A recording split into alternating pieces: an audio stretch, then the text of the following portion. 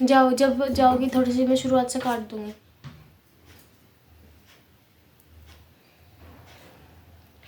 राधे राधे दोस्तों।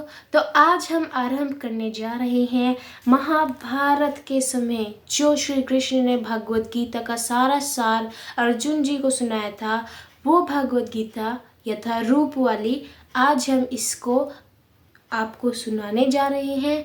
क्योंकि भगवत गीता जैसी हमारी महान ग्रंथ को पढ़ने का हमें अधिक समय नहीं मिल पाता है, तो क्यों ना मेरे साथ आप सभी लोग भागवत गीता को सुनने का पुण्य कमाए। कहते हैं कि जो भागवत गीता सुनते हैं उनका दिल हमेशा शांत रहता है। तो इसीलिए मैं ज़्यादा बड़ी वीडियो नहीं बनाऊंगी।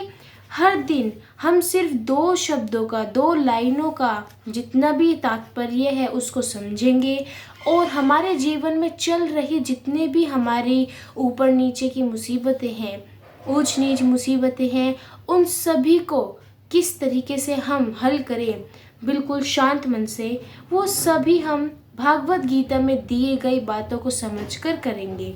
तो देखिए, पहली बार मैं भी पढ़ने जा रही हूँ, तो कहीं भूल चूक हो तो मुझे क्षमा कीजिएगा और मैं इसके पाठ के भाग बनाती रहूँगी। कुल इसमें 32 पाठ हैं। तो आज हम अध्याय 1 शुरू कर रहे हैं, जहाँ पर हम सिर्फ ये पढ़ेंगे और इसी तरीके से मैं आपको हर दिन एक नया श्लोक पढ़ाती जाऊंगी। तो आप वो मेरे साथ पढ़कर, सुनकर, समझकर ज़रूर हमें बताइएगा। और इसी से हम शुरुआत करते हैं हमारे पहले श्लोक की। धर्म क्षेत्र कुरुक्षेत्र समवेता युयुत्सव मामका पांडवाश्चैव किमत कुर्वत संयज्य। धृष्टराज ने कहा, हे संजय, धर्मभूमि कुरुक्षेत्र में युद्ध की इच्छा से एकत्र हुए मेरे तथा पांडु के पुत्रों ने क्या किया? वो यह सब पूछते हैं जो अभी हम इसमें पढ़ने वाले हैं। भागवत गीता एक बहुपठित आस्तिक विज्ञान है जो गीता महात्म्य में सार रूप में दिया हुआ है। इसमें यह उल्लेख है कि मनुष्य को चाहिए कि वह श्री कृष्ण के भक्त की सहायता से संविश्रण करते हुए भागवत गीता का अध्ययन करें और सर्वार्थ प्रेरित व्याख्याओं के बिना उसे समझने का प्रयास करें। अर्जुन ने जिस प्रकार से साक्षात भगवान कृष्ण से गीता सुनी और उसका उपदेश ग्रहण किया, इस प्रकार की स्पष्ट अनुभूति का उदाहरण भागवत गीता में ही है। यदि उस गुरु परमात्मा से निजी स्वार्थ से प्रेरित हुए बिना किसी को भागवत गीता समझने का सौभाग्य प्राप्त हो, तो वह समस्त वैदिक ज्ञान तथा विश्व के समस्त शास्त्रों के अध्ययन को पीछे छोड़ देता है।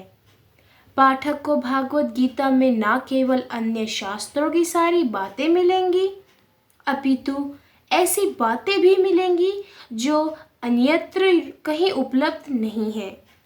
यही गीता का विशिष्ट मानदंड है। स्वयं भगवान श्री कृष्ण द्वारा साक्षात उच्चारित होने के कारण यह पूर्ण आस्तिक विज्ञान है। तो चलिए आज से हम शुरुआत करते हैं हमारे अध्याय 1 के पहले श्लोक से। महाभारत में वर्णित धृष्टराज तथा संजय की वार्ताएं यानी उनकी बातें इस महान दर्शन के मूल सिद्धांत का कार्य करती है। माना जाता है कि इस दर्शन की प्रस्तुति कुरुक्षेत्र के युद्ध स्थल में हुई, जो वैदिक युग से पवित्र तीर्थ स्थल रहा है। इसका प्रवचन भगवान द्वारा मानव जाति के पथ प्रदर्शन हेतु तब किया गया जब वे इस लोक में स्वयं उपस्थित थे। धर्म क्षेत्र सार्थक है क्योंकि कुरुक्षेत्र के युद्ध स्थल में अर्जुन के पक्ष में श्री भगवान स्वयं उपस्थित थे। कौरवों का पिता धृष्टराज अपने पुत्र की विजय की संभावना के विषय में अत्यधिक संदिग्ध थे।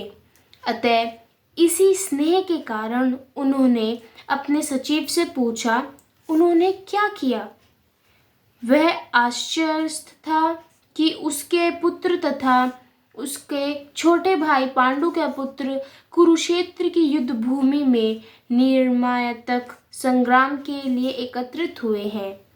फिर भी उसकी जिज्ञासा सार्थक है। वह नहीं चाहता था कि भाइयों में कोई समझौता हो, अतः वह युद्ध भूमि में अपने पुत्रों की नियति भय भावी के विषय में आश्वस्त होना चाह रहा था।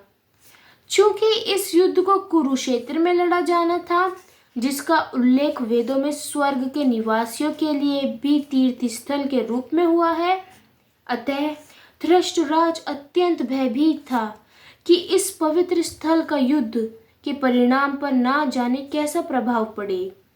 उसे भली भांति ज्ञात था कि इसका प्रभाव अर्जुन तथा पांडु के अन्य पुत्रों पर अत्यंत अनुकूल पड़ेगा, क्योंकि स्वभाव से वे सभी पुण्यात्मा थे। संजय श्री व्यास का शिष्य था, अतः उनकी कृपा से संजय धृतराज के कक्ष में बैठे बैठे कुरुक्षेत्र के युद्ध स्थल का दर्शन कर रहा था। इसलिए धृतराज ने उनसे युद्ध स्थल की स्थिति के विषय में पूछा। पांडव तथा धृतराज के पुत्र दोनों ही एक वंश से संबंधित हैं, किंतु यहाँ पर धृतराज के वाक्य से उसके मनोभाव प्रकट होते हैं। उन्हें जानबूझकर अपने पुत्रों को कुरु कहा और पांडु के पुत्रों को वंश के उत्तराधिकार से विलग कर दिया। इस तरह पांडु के पुत्रों अर्थात अपने भतीजों के साथ धृतराज की विशिष्ट मन स्थिति समझी जा सकती है। जिस प्रकार धान के खेत से अवंचित पौधों को उखाड़ दिया जाता है, उसी प्रकार इस कथा के आरंभ से ही ऐसी आशा की जाती है कि जहाँ धर्म के पिता श्री कृष्ण उपस्थित हो, वहाँ कुरुक्षेत्र रूपी खेत में दुर्योधन आदि धृतराज के पुत्र रूपी अवंचित पौधों को समूल नष्ट करके युधिष्ठिर आदि नित्यानंद धार्मिक पुरुषों की स्थापना की जाएगी। यहाँ धर्म क्षेत्र तथा कुरुक्षेत्र शब्दों की उनकी ऐतिहासिक तथा वैदिक महत्ता के अतिरिक्त यही सार्थकता है। और यहाँ हम हमारा पहला अध्याय का पहला भाग खत्म करते हैं। कहीं जगह हो सकता है आपको समझने में कठिनता आई हो, लेकिन जिस तरीके से आप इसको पढ़ते जाएंगे आपका दिल इसमें बिल्कुल लगता जाएगा। और इसी के साथ साथ आज की वीडियो हम यहीं ख़त्म करते हैं।